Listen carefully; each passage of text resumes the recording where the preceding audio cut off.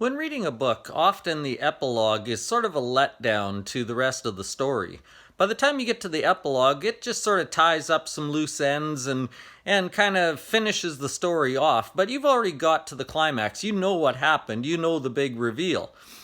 In Mark chapter 16, the big reveal, the big end of the story happens by Mark 16 verse 8. That's sort of the end. Jesus has risen, the women have seen that, and now that part's over. However, the book isn't over yet. There's still another section, an epilogue, from verses 9 through verse 16. This part you might just sort of write off as sort of the happy ending little bit, few details to wrap up and we're done. And it is kind of like that. But there are lots of things in there that are really, really interesting. Lots of things, even the section itself. Probably your Bible will state that it wasn't part of Mark originally. We'll talk about that tomorrow.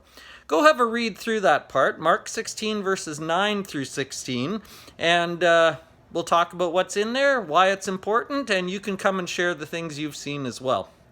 So that's what the Bible study is going to be about tomorrow. Then in our sermon, we have been for several weeks in Bible study, and then last week in the sermon we talked about resurrection. And I've loved that. I've really enjoyed talking about the resurrection. I've really enjoyed talking about our hope. I've really enjoyed thinking about those sorts of things, and it's been great. I love the story of the resurrection and the hope that we have. However, that story's not finished either. Jesus won the big war, but you are still in a battle, individually. And so it's still on us, even though the prize has been won, it's still on us to claim it. It's still on us to make sure we're there at the end. It's still on us to finish well. I'm going to give you 3 tips tomorrow on how to finish well. 3 things that you can start doing immediately that will help you spiritually and will help you make sure you get to the end, as well as help others get to the end there so they can find the prize as well. The sermon is called Finishing Well.